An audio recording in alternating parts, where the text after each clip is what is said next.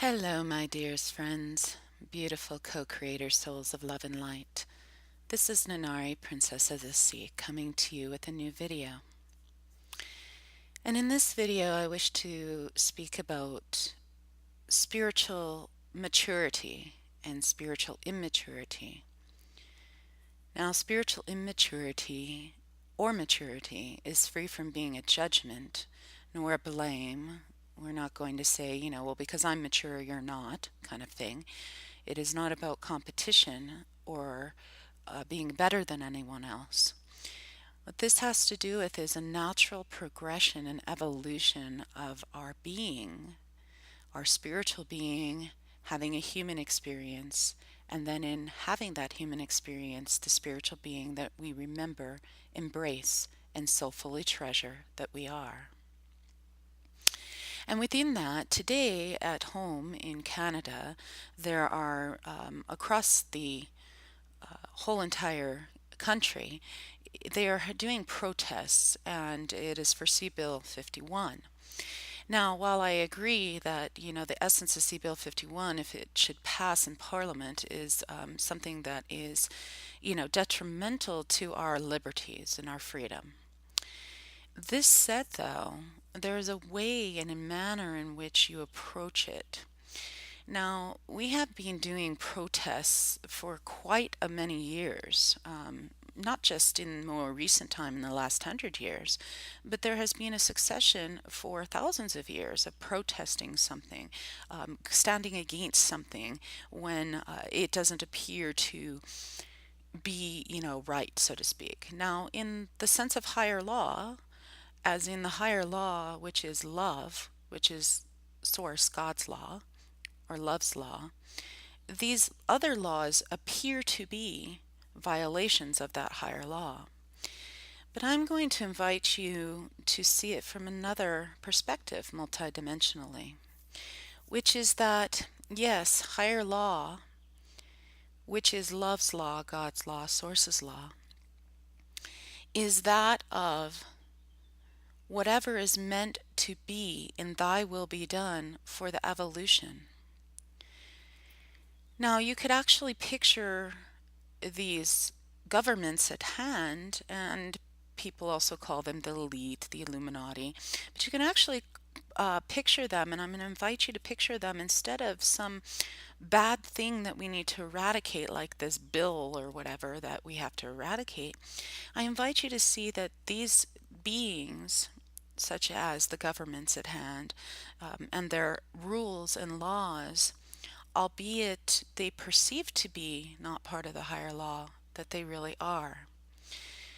For anyone who has been a parent, or anyone who has watched a parent in action, which is pretty much everyone on this planet, you can understand then that the government appears to be like our parents, and that we are being those rebellious children in rebelling against something when we stand up in protest. So it's like the rebellious teenager saying, or the rebellious child saying, well, I'm not going to follow that rule. You can't make me, kind of thing. Now, this is what would be known as the spiritually immature phase. In other words, our consciousness, not right or wrong, good or bad, higher or lower, or any of that nature, but our consciousness has not come to the spiritual maturity to understand that this earth paradigm is set up this way for a reason. It is not to have power over people. It is not actually for control, manipulation, or domination. All of those things are appearances to help us to actually come into the spiritual maturity that we are. And when we come into spiritual maturity, we understand exactly that.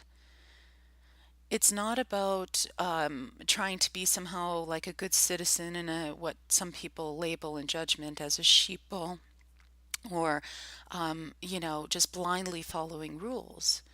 What it is a complete, in spiritual maturity, a complete surrender and acceptance of that this is the way we created this earth as a collective consciousness by our soul agreements and by our conversations in which we created these soul agreements in the time before time.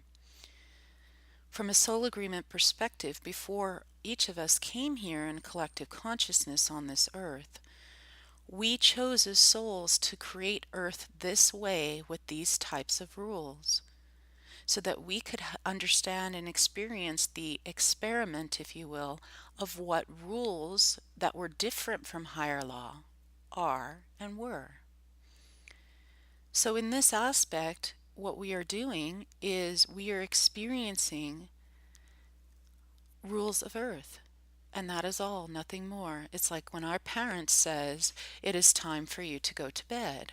Or you may have this cookie, but you may have this cookie later. Rather now, not now, you need to eat your dinner first. This is the parent being loving and giving us those rules, if you will, giving us those essences, which are really guidelines to help us be spiritual mature beings. So, for instance, although we may, in our spiritual immaturity, not like it, there are such things as borders. Now, if you look from space, you can look at Earth and see that there are no borders. In fact, there's a beautiful picture on Facebook that someone had created a while back that is actually of the view of Earth from space somewhat, and it says, "I don't see any borders here, do you?" In essence, there really aren't any borders. They are man-made, but yet we created them as man and soul agreements in collective consciousness. Now, in rising in spiritual maturity, we can, as a collective consciousness, choose to have no more borders. We can choose to have differing laws, such as no longer having this C Bill 51 and creating law that is more in alignment with God's source, love's law, which is freedom. And it's not freedom that we think in our spiritual immaturity of, oh, we can just go do whatever we want. No. True freedom is that you feel within your heart of what is truly right. Free from being from a sense of moral right or wrong. It's more of what would love do now? What is the essence of the heart saying of what God would do, Source would do, Spirit would do? A perfect example of this is that video by LifeVest. If you watch it, I've also talked about it on my other YouTube videos, and I've posted it before and whatnot. It's called You Are Here for a Reason. If you wish, you can YouTube it and watch it. That is a perfect example of what is known as higher law. So there's a video in which Thich Nhat Hanh speaks about taking the path of higher law, as I have spoken about. I have spoken about the lie or the love intention experiment in my previous videos here on YouTube. And I'm going to post here in the video description the link to this Thich Nhat Hanh video, because he speaks of, rather than protesting, write a letter of love to your government officials. And that this is key for actually ridding of these other laws. It's our shift in consciousness that will change it, not actually protesting. For protesting does nothing but show the elites at hand and show the universe and the cosmos, source itself, that we are just a little teenager or a little child having a tantrum about some law that is coming to being. All laws are actually part of higher law. Now, some people may get their back up in ego when they hear this. But the truth is that even if we are free from liking such laws as borders or C Bill 51 or other laws, these laws came about as the result of our consciousness, and our consciousness is part of Source itself. It is part of all that is. So in the soul aspect and the grander vision of everything, all things are a part of the all that is, which is Source. It's just a matter of what we choose to resonate with or not resonate with. And if we are free from being a vibrational match in resonance with this C Bill 51, then my invitation to you is the same invitation that Thich Nhat Hanh gives that I have also given before. Write a letter, a love letter, to your government officials. Can you imagine how much of a shift in consciousness this planet will receive and how much these laws will shift if masses of us were writing love letters to our government officials? Now, those of you who are listening to this who are in fight or flight reptilian mode, in your consciousness of, oh, we have to protest, protest does change things. Take a look at your history. I mean, some of the greats that I actually admire and respect, such as Martin Luther King, such as Gandhi, such as even Mandela. I went through an experience recently in which, towards the end of that experience, I was given Nelson Mandela's book. And in this book, it is actually his journals and his letters during the time that he was imprisoned for all of those years. And I sat in my experience last year and realized the exact same thing 50 years ago that was occurring in my life at that exact moment I was reading that book was the exact same thing that Nelson Mandela went through. So, did those protests do any good? No. These same things are still occurring, which obviously tells us that protest is not the answer. Something else is.